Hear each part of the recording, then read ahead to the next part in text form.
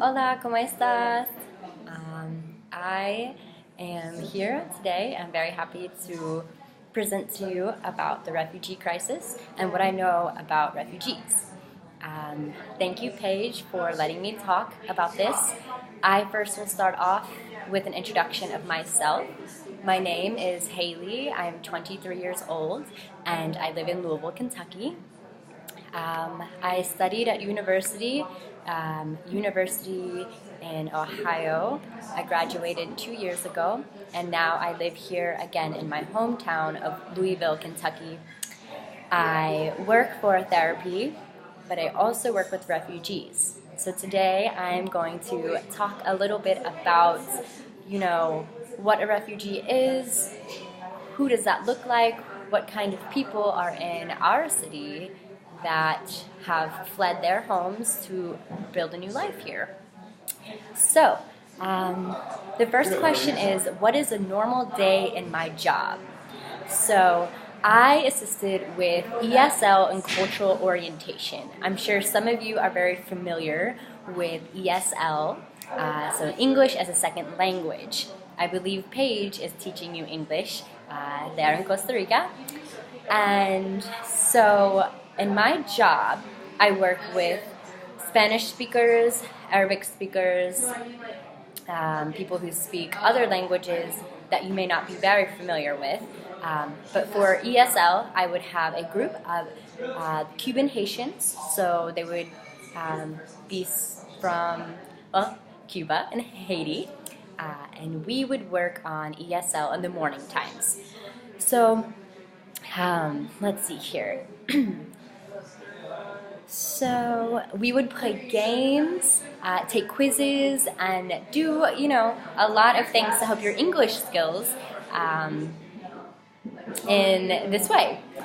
So again, I'm sure Paige does a lot of this with you to engage you and learn English in a fun way that would allow you to understand more about slang and being able to communicate in person with other people speaking English. So this is very important when you are assimilating into a new culture. Yes, of course, you want to learn English by the book, but you also want to be able to interact and listen to someone and understand what they mean when they are maybe telling a joke or maybe saying very quickly that they need to get a bus ticket, So we would play a lot of games and work on vocabulary that could help them in the daily life here now that they live in a new city.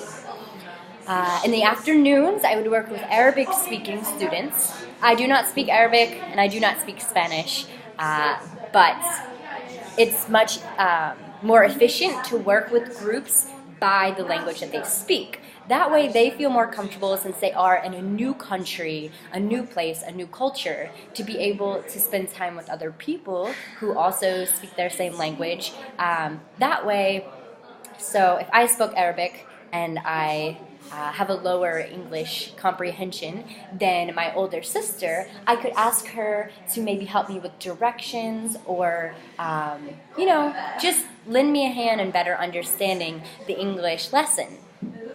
The second part that I would help with refugees is cultural orientation. So what cultural orientation means is being oriented to the culture. So simply understanding the culture that they are now in. This can be really, really difficult, as we all know. If we go to a new school, attend a new dance class, or, just meet someone new, there are expectations, and we are trying to figure out how we can best be understanding of the culture and fit in. So, again, this can be very different for all the cultures. Personally, I think that the clients from Cuba and Haiti, they love dance and celebration and being very extroverted, and I always have a lot of fun with them. So for cultural orientation, they understand being able to hug and kiss and having, allowing that to be interactions when they are out at a party or meeting new people and making new friends. So it is important to talk about cultural norms that are in our city. So maybe there are some people in America who are a little bit more reserved and don't want to celebrate in a certain way that you might celebrate in Cuba and Haiti. For instance, well, for another example, working with those from countries coming from more conservative countries that are Arabic-speaking countries, they might be a little bit more reserved. So for the clients from Syria, Iraq, Afghanistan, greeting, when men and women greet each other, it might look very different from when we greet each other in the States. So it is important to understand culture and different ways that we interact.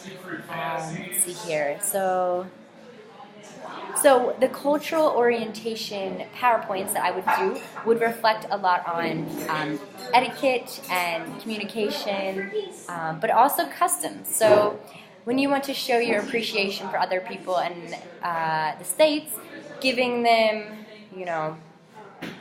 a present might look different here than it does in their home country. And so it's important to discuss these things, such as living, social life, customs in the USA, especially in this city, and safety. So the last presentation I did with cultural orientation is safety hazards. So this reflected reflect how to be safe and how to call 911 and the fire truck if there was a house fire. Another one was weather-related issues such as tornadoes. So understanding, what it might look like here. So again, it's been a very wonderful experience to work with refugees because I'm understanding that these people are having to leave their country and learn an entirely new culture and customs and having to adjust when they didn't want to, when they wanted to, continue to live where they live, but unfortunately they have to flee their country for many reasons, such as, now we can talk about that. So that is what a normal day in my job looks like.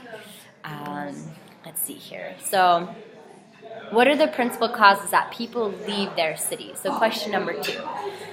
The reason people leave their countries for war, to be a refugee fleeing a country, can do with persecution of religion, war, famine, just danger overall. So a refugee is someone who is forced to leave.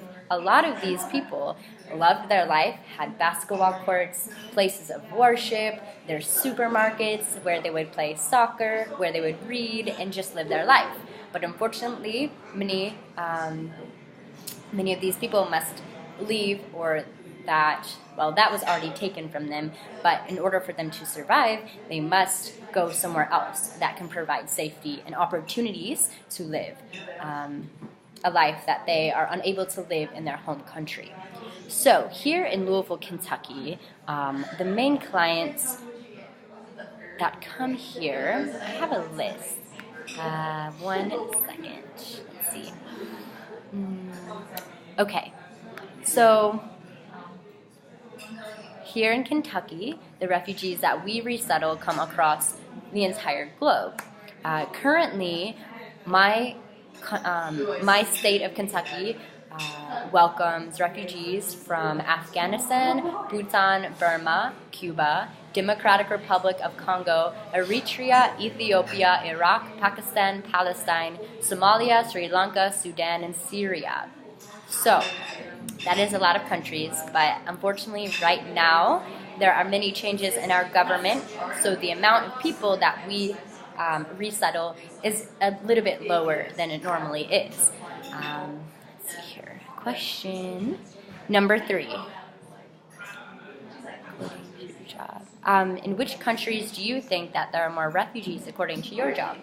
So about 2 years ago, there were more refugees from Syria, but right now, as I mentioned, our government accepts a certain amount of people, and it is a lot normal than lower, it is a lot lower than normal. I have many interactions with teenagers that are your age who are coming from African countries such as the Democratic Republic of Congo, Somalia, Eritrea, and they are starting high school. So that's a lot of who I work with. Right now, I'm working with the Refugee Youth Program, and so we will go on college tours, have movie nights, work on writing, poetry, and celebrating their own countries and customs that they want to keep with them while getting to know this country. So it's been a really cool experience, and most of these kids are your age who have similar passions and dreams to become actresses, lawyers, authors, pilots, rappers. It is all the same across the world of people having passions and desires to do what they want to do and follow their dreams. So, question number 5, what is the purpose that you want to reach with your refugee relationships? So, I think it is very important to listen to stories and be empathetic. Though I have never been forced out of my country, I understand what it means to show compassion and be open to those who are having to come here to the United States of America for reasons that they, that impact their life. So, let's see.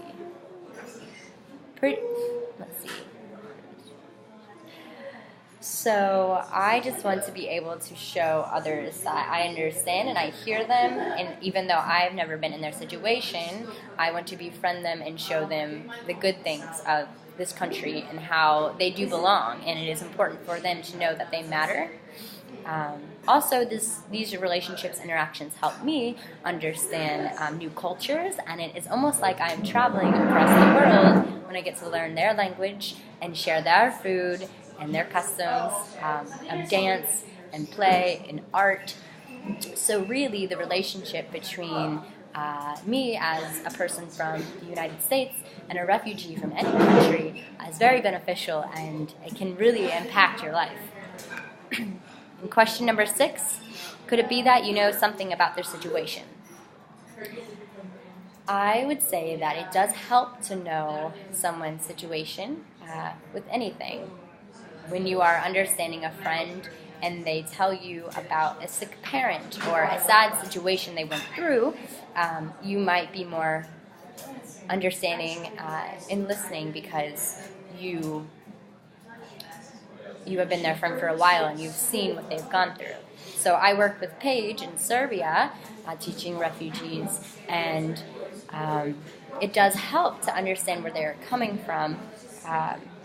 But in order to know someone's situation, you have to speak and you have to open up your heart and be friends and learn from this person and really listen to them and not judge them or deem them as bad. So yes, I would say knowing people's situations can make you more empathetic. If you do not know that word, I'm sure Paige could explain it more. But yes, I think overall learning and listening is very important with newcomers to your countries. And the last question is, what did you learn from this experience? So right now, I still volunteer with refugees, mostly young teenagers. Last year, I was working with a lot of adults and elders and women and children. And over the summer with Paige, 1 year ago, we worked with a lot of children and teens. When I was your age, this is how my experience started. I was 14 years old, and I worked with refugees that came to the United States. At first, I was kind of scared. I didn't understand who these people were, why they had to leave their country, and why they were here. At first, I judged, and I didn't fully know how to interact because they seemed different than me. But then, as we made food together and played soccer, and as I took the time to listen and ask questions that could help me better understand, I realized that they were just the same as me at 14. So when I was 14 years old, meeting people coming from countries such as Bosnia and Mexico and Sudan, I saw that they were just like me, and they needed somewhere new to call home. So overall, this experience has taught me how to better understand the refugee crisis and what it means for a human to need to find home again, and what my role can be. And my role can be sharing compassion, listening, including others, and reminding them that they are welcome in my country of the United States of America. So I hope this was helpful, and if you have any questions, we can always talk another day. Khaled, my friend from Syria, he will be sending a video, I believe on Monday. So thank you for listening, and I hope you have a great day.